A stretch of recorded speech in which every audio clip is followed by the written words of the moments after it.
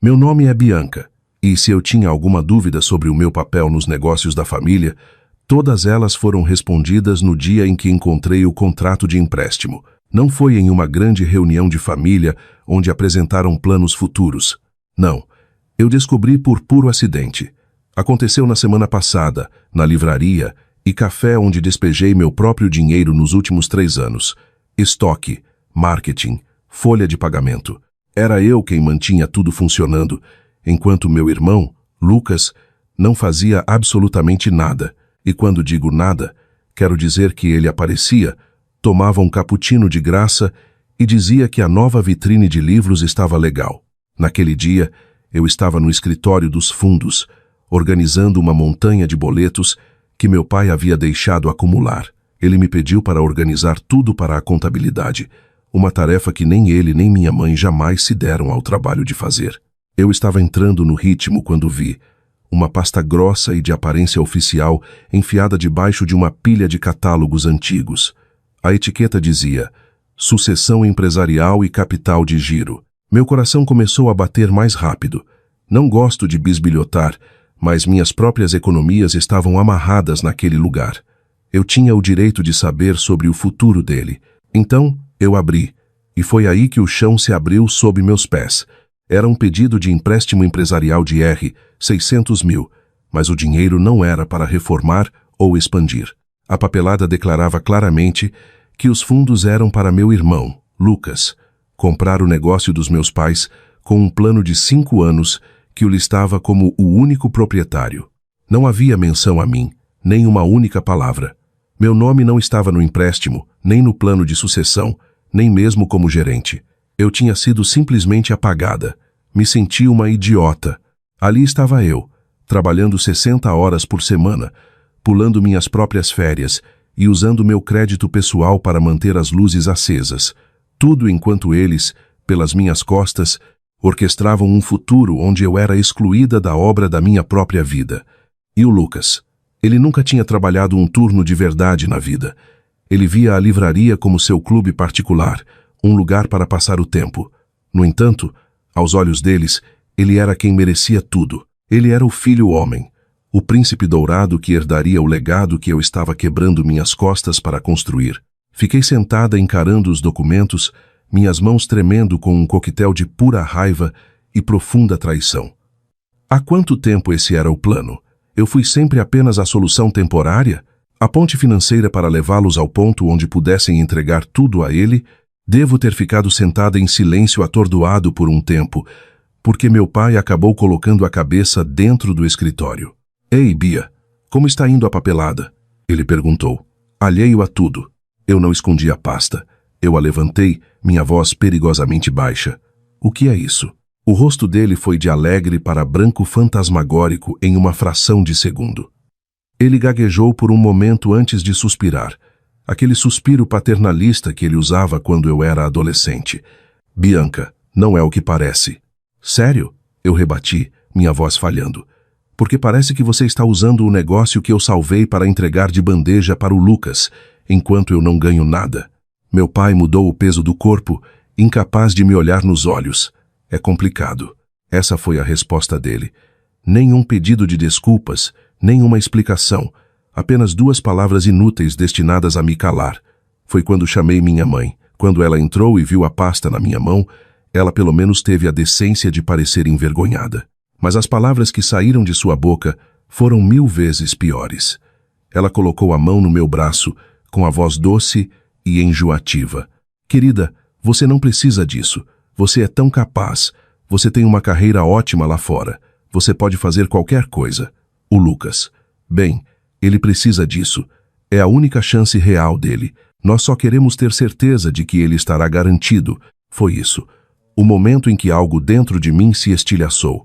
Eles não eram sem noção. Eles eram calculistas. Na mente deles, minha competência era minha punição, e a incompetência dele era sua recompensa. Eles estavam escolhendo ativamente me sacrificar por ele, e achavam que me chamar de capaz era um elogio que faria a traição doer menos. Respirei fundo, trêmula, e coloquei os documentos do empréstimo cuidadosamente sobre a mesa. Entendi, disse eu, com a voz assustadoramente calma. Fico feliz que estejamos todos esclarecidos sobre onde eu me encaixo. Então peguei minha bolsa, saí do escritório e deixei a loja sem olhar para trás. Ignorando os chamados pelo meu nome, eles fizeram a escolha deles. Agora era hora de fazer a minha. Fui direto para casa e comecei a trabalhar. No último ano, eu vinha pagando nossos principais fornecedores através da minha conta pessoal, porque as finanças dos meus pais eram uma bagunça. Eu também cobria furos na folha de pagamento com minhas economias. Era para ser um empréstimo temporário para a empresa. Meu primeiro movimento foi revogar todos os acessos. Mudei as senhas dos portais de pedidos online que eu gerenciava. Enviei um e-mail educado, mas firme, aos nossos 3 principais distribuidores, informando que, com efeito imediato, eu não seria mais financeiramente responsável por quaisquer pedidos feitos pela livraria. Em seguida, transferi os últimos 15 mil que eu havia emprestado à empresa para o caixa de volta para minha conta poupança pessoal. O silêncio deles foi ensurdecedor por cerca de 72 horas. Acho que presumiram que eu estava apenas fazendo birra e voltaria assim que esfriasse a cabeça. Eles estavam errados. A primeira mensagem veio na terça-feira de manhã. Era do meu pai. Pai enviou. O boleto da remessa de grãos de café vence hoje. Foi só isso. Nenhum. Como você está? Nenhum. Precisamos conversar. Apenas uma cobrança fria e dura. Como se nada tivesse mudado, como se eu ainda fosse a diretora financeira e o caixa eletrônico pessoal deles. Encarei a mensagem, uma risada amarga, escapando dos meus lábios. Eles realmente acreditavam que podiam simplesmente me forçar de volta ao meu antigo papel? Digitei uma resposta simples. Tenho certeza de que o novo proprietário, Lucas, pode cuidar disso. 5 minutos depois, minha mãe ligou. Ignorei. Uma mensagem de texto seguiu.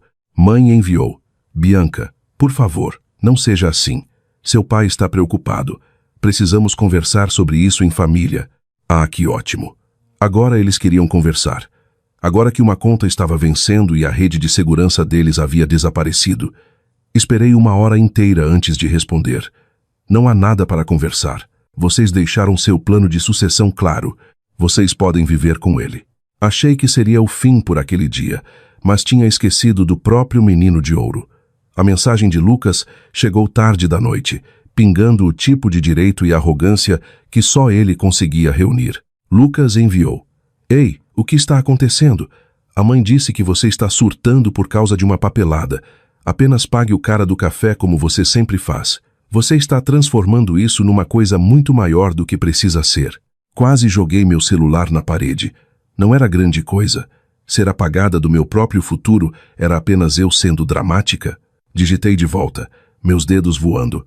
Não, acho que você tem tudo sob controle, já que você é o escolhido e tudo mais. A resposta dele foi quase instantânea. Lucas enviou. Ai meu Deus, você está seriamente brava assim por causa da coisa do empréstimo? Cresce, Bianca. É um negócio. Não é sua vida inteira.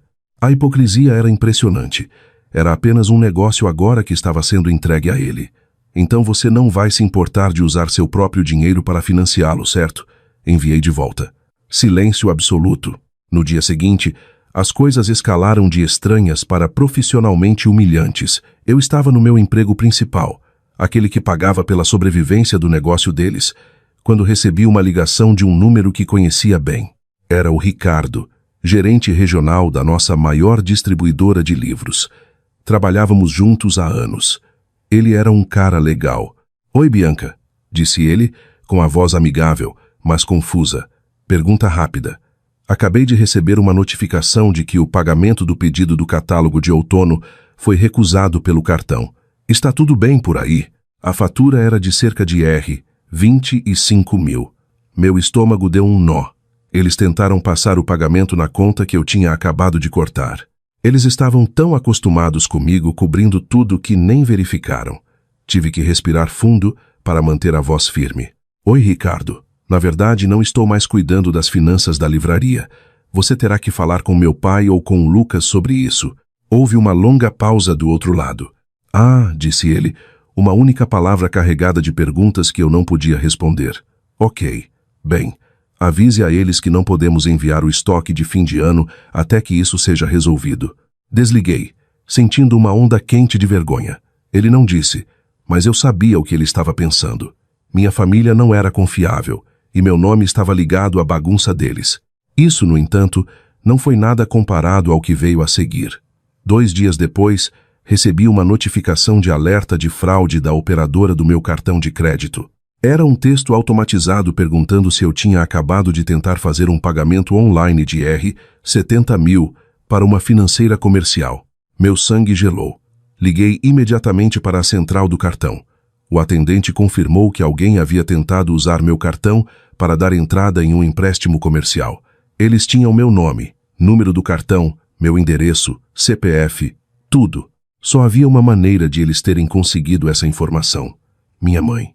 Eu tinha dado os dados a ela meses atrás para dar o sinal em uma nova máquina de café expresso, e ela deve ter guardado. Eles não tentaram apenas fazer chantagem emocional. Eles não tentaram apenas me envergonhar profissionalmente. Eles tentaram me roubar. Eles tentaram usar meu crédito para financiar o próprio empréstimo que foi projetado para me excluir. Isso não era mais uma disputa familiar. Isso era crime, falsidade ideológica, estelionato. A traição era tão profunda que parecia que eu estava sufocando. Mas conforme o choque passava, ele foi substituído por outra coisa. Uma clareza fria como gelo. Eles tinham acabado de me entregar todo o poder. Eu não chamei a polícia. Liguei para o meu pai. Reunião de família, eu disse. Minha voz desprovida de qualquer emoção. Na loja em 1 hora. E certifique-se de que o Lucas esteja lá. Desliguei antes que ele pudesse responder. Quando entrei na livraria, parecia diferente. Estava mal iluminada e uma fina camada de poeira já estava se acumulando nas vitrines. Eles estavam todos lá, mãe, pai e Lucas amontoados atrás do balcão como um tribunal de tolos. Minha mãe começou imediatamente. Bianca, graças a Deus. Estávamos tão preocupados, as coisas estão uma bagunça. Levantei a mão, cortando-a. Caminhei até o balcão e coloquei meu telefone na mesa, mostrando a eles o alerta de fraude. Em seguida, deslizei uma cópia impressa da fatura do cartão de crédito sobre a madeira. Todos encararam o papel. O rosto do meu pai ficou flácido.